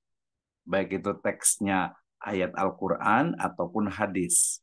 Nanti kalau ijma, kemudian qiyas, kemudian istihsan, kemudian istislah, kemudian syar'u man qablana, qaulu sahabi, saddu dzari'a, al-urf, ya, itu dipahami sebagai adillah, ya, adillah. Ya, nah, walaupun tadi ya kalau bisa dulu ya ijma dengan qiyas bisa masuk ke sumber. Tapi kalau yang saya katakan bahwasanya teks wahyu yang sekarang ini yang jelas benar, yang jelas qat'i itu adalah Al-Qur'an dan hadis. Nah, pertanyaannya berarti bagaimana cara memahami teks wahyu tersebut? Gitu kan ya? Ya, jadi bagaimana cara memahami dari teks wahyu tersebut? Ya, maka kemudian muncullah ya disiplin ilmu ya sesuai dengan ya perkembangannya, mulai dari misalnya tafsir ya dari Al-Qur'an, baik itu tafsir yang sifatnya bil maksur ataupun tafsir yang sifatnya bir ra'yi. Sekarang berkembang namanya tafsir bil ilmi, perkembangan dari bir ra'yi. Ya, kemudian yang berikutnya hadis juga dalam perkembangannya, bahkan perkembangan dari ilmu hadis ini berkembang sangat pesat sekali. Ya, dan yang paling penting itu adalah dari ilmu matan hadis, artinya memahami dari makna ya dari hadis Kanjeng Nabi Muhammad Shallallahu Alaihi Wasallam. Dalam kajian teks kita menemukan bahwasannya ada ya makna yang memang tidak bisa diinterpretasikan dengan makna yang lainnya. Itu kan ya. Nah, sehingga kemudian makna atau teks yang tidak bisa, bukan tidak bisa lebih tepatnya ya. Jadi teks wahyu yang maknanya disepakati dan sifatnya itu qat'i, itulah sebuah kebenaran. Sementara ya teks wahyu yang sifatnya itu dhonni, karena multi interpretasi, di sana muncullah perbedaan, di sana muncullah kebenaran yang kemudian multi interpretasi. Artinya kebenarannya sifatnya itu dhonni. Nah, sehingga kemudian kita menemukan ada ya, bukan ada, artinya kita menemukan dalam agama, dalam wahyu itu ada yang sifatnya qat'i, tidak bisa dirubah. Tapi ada yang sifatnya dhonni, yang kemudian dia merujuk kepada perkataan dari Imam Ibnu Qayyim, dikatakan bahwasanya taghayyurul fatwa bi taghayyuril azmina wal amkinah wan niyah wal awai. Nah, sehingga kemudian cara metode untuk memahami wahyu tentu saja merujuk kepada disiplin ilmu yang sesuai dengan bidangnya. Makanya ada ilmu tafsir, ada ilmu fikih, ya, kemudian ada misalnya ilmu bahasa. Tadi dari kajian bahasa saja itu kita akan menemukan banyak sekali, ya, banyak sekali tentang sesuatu yang sifatnya itu mafhum mukhalafah atau mungkin mafhum muwafaqah. Itu dari kajian tentang teks. Itu nanti masuk ke dalam tadi metodenya, caranya itu adalah bayani. Bayani itu menjelaskan teks dari ayat yang ada, ya, ayat dan juga hadis, gitu ya. Misalnya ya ada kata-kata yang menjadi selalu khilafiyah ya, misalnya yadullahu fawqa aydihim misalnya, gitu kan ya. Itu kan yadullahi maghlulah. Pokoknya sifat-sifat. Maka nanti muncul asilah tafakkaru fi khalqillah wala tafakkaru fi dzatillah. Nah, jadi kalau di epistemologi, biasa dosen itu tidak sampai ke ranah, oh ini benar, ini salah, tidak. Itu dikembalikan kepada masing-masing. Silahkan saja, ya. Kecuali nanti kalau ranahnya itu diskusi atau debat. Wajadilhum billati hiya ahsan. Jadi silahkan. Jadi kalau yang saya pahami tadi jawabannya Sobat itu adalah cara untuk mencari kebenaran dalam teks wahyu. Tadi pertama kita bangun teks wahyu itu ya hanya Al-Quran dan hadis, ya Bible, kemudian Taurat, ya Injil atau mungkin Zabur, itu kan kita anggap sudah tidak ada, gitu ya. Sehingga kebenaran. Nah, untuk memahaminya ya tadi ya memahami dari mulai nanti kalau disiplin ilmu bahasa berarti dari sisi bahasanya. Kemudian juga nanti dari sisi misalnya makna, baik itu yang tersurat ataupun yang tersirat. Dan tentu saja di sana kita sendiri belum sampai ke level yang mungkin bisa menafsirkan, tapi kita masih merujuk kepada akwal dari al-ulama atau dari al-a'immah. Tapi diharapkan minimal kita ya naik level lah gitu ya. Jadi ketika mendengar satu pendapat, ide, gagasan dari sebuah teks, kemudian kita tidak bisa menerima begitu saja, tapi ya kita pahami dulu ini bener nggak nih, gitu ya. Ini bener nggak nih? Ini jangan-jangan apa namanya? Oh, istilahnya itu birro'yinya itu birro'yi apa librariyah gitu ya. Sehingga kemudian kan banyak nih sekarang. Ya mungkin yang terakhir apa ya, misalnya tuh ada yang terakhir itu seperti ya Mama Gufron ya kalau salah itu ya, atau pemahaman teks misalnya tadi bahwasanya apa misalnya kata-kata misalnya alaikum bil jamaah misalnya, ada teman itu kan tentang makna jamaah itu konteksnya itu seperti apa gitu kan ya. Itu nanti silahkan dipahami, silahkan dipelajari. Jadi kita lebih kepada metode mencari sebuah kebenaran. Tapi tadi kalau kebenaran dalam Islam sendiri memang ada kebenaran yang sifatnya qat'i, ada kebenaran yang sifatnya itu dhonni, gitu ya. Kebenaran yang memang sudah jelas gitu ya. Tapi kemudian yang jelas pun itu perlu di istilahnya itu ada beberapa interpretasi ya. Kenapa? Karena perkembangan dari Islamic Studies, kajian Islam ini yang berkembang, misalnya Ar-Rahmanu alal arsyistawa, ya Ar-Rahman bersemayam di atas ars. Itu kan apa istawa, istaula dan sebagainya itu ya silahkan saja itu ke masing-masing. Tapi makna istawa saja itu kemudian banyak sekali diinterpretasikan. Ya, makanya apalagi kalau dikatakan itu apa Allah itu apa aqrabu min hablil warid. Allah itu lebih dekat. Kami itu ya, nahnu akrab. Kami, nahnu, kenapa pakai kami? Itu juga dikaji lagi tuh. Kenapa inna nahnu nazzalna dzikra wa inna lahu lahafidun. Kenapa kami? Wah, ini kayak tanya ke Ustaz siapa di sini. Udah pakar semuanya lah. Oke, itu ya sahabat Ria. Itu jadi nanti kita bisa diskusi lagi khususnya terkait dengan teori. Walaupun kita sebenarnya ini sudah ke konten mata pelajaran akidah ya, akidah tuh ya, masuk ke dalam konten akidah dan juga Al-Quran. Nanti ada Quran hadis, akidah akhlak, kemudian juga fikih, kemudian juga sejarah kebudayaan Islam. Nah, berarti materi hari ini adalah pertama terkait dengan teori. Teori itu adalah pengetahuan yang sudah terbukti secara ilmiah, baik itu sifatnya ilmiah, alamiah, ataupun ilahiyah.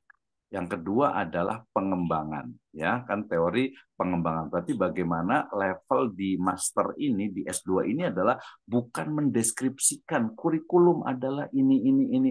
PAI adalah ini, bukan hanya itu, tapi sudah ke arah level mengembangkan. Bagaimana mengembangkannya? Nah, kemudian kurikulum.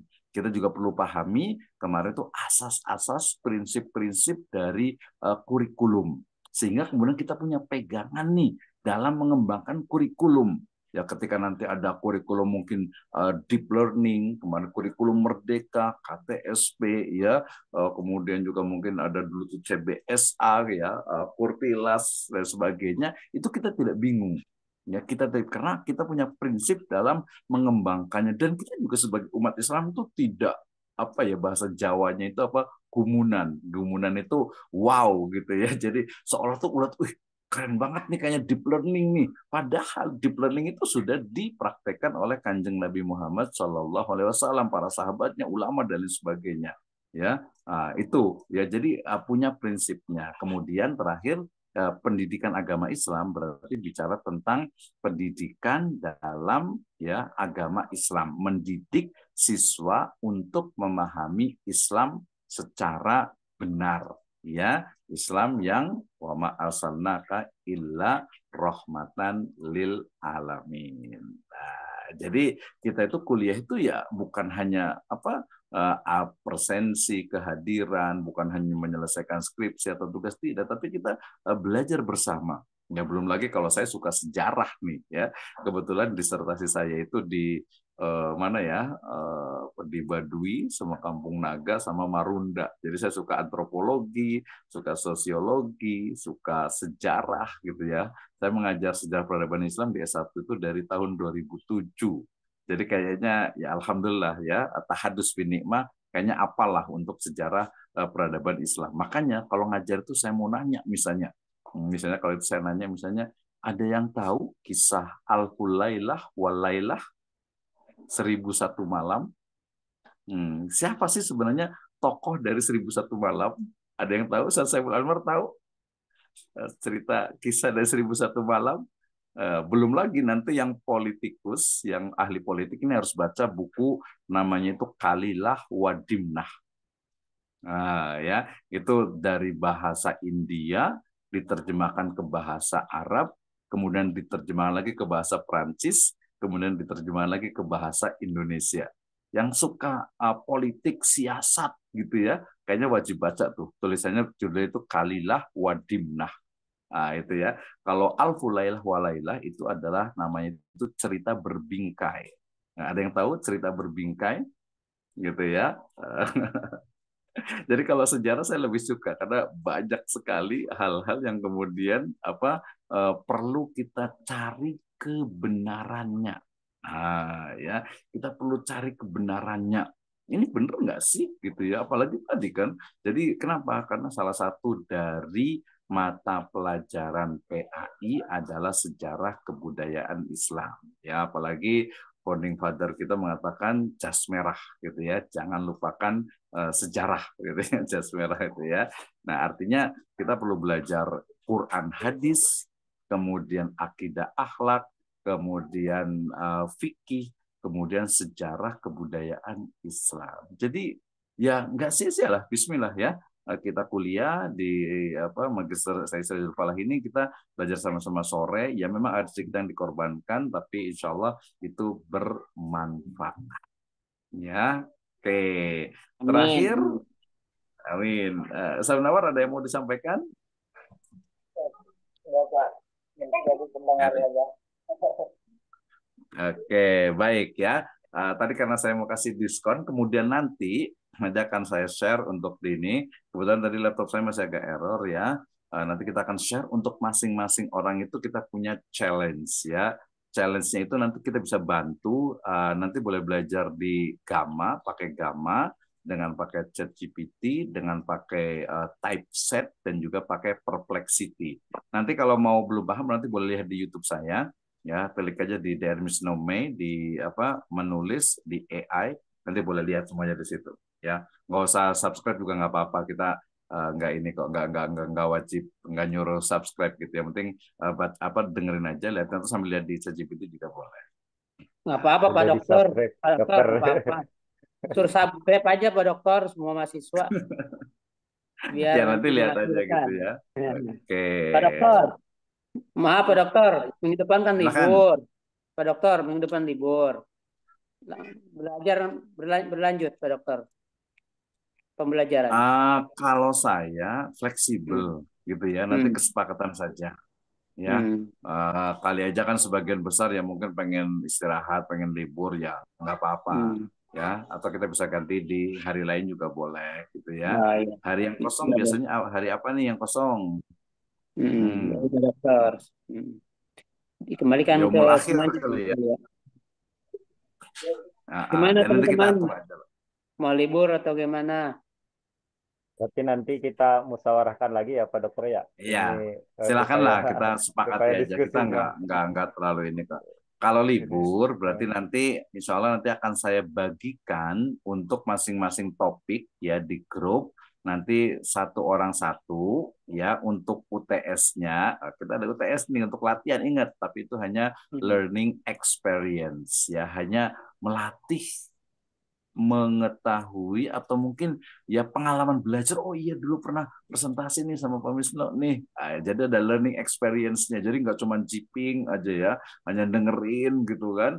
Nanti mungkin juga ada ini lah, lupa nanti biasa. Jadi nanti untuk UTS-nya itu adalah membuat presentasi, boleh pakai PowerPoint, boleh pakai Gamma, boleh pakai Canva gitu ya, pakai slide show juga bisa gitu ya. Itu yang pertama. Kemudian nanti kalau untuk UASnya, dari PowerPoint itu kemudian dikembangkan menjadi artikel.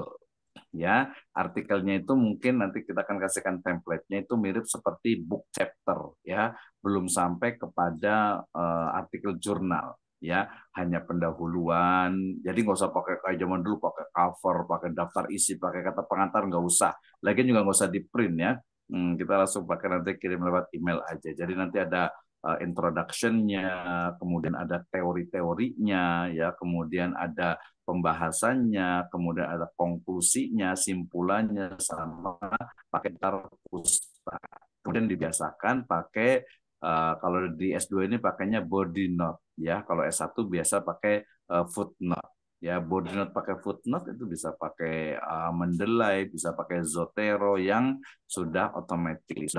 Jadi kita ya ada pengalaman lah. Oh iya, pernah belajar dulu, pernah buat book chapter nih. Nanti kita akan terbitkan seperti itu. Jadi itu aja ya untuk kita belajar. Baik, terima kasih Ibu Bapak sekalian. Jazakumullahu khairan ala fudurikum fi hadhihi khissah at-thayyibah wa fi hadzal masa al-mubarak, wa insyaallah taala nastamir, yakni mungkin fil usbu, yakni al-qadim, atau mungkin ba'da hadzal usbu. Wa jazakumullahu khairan wa nakhtatim bil hamdalah wa doa kafaratul majelis. Alhamdulillahirabbil alamin.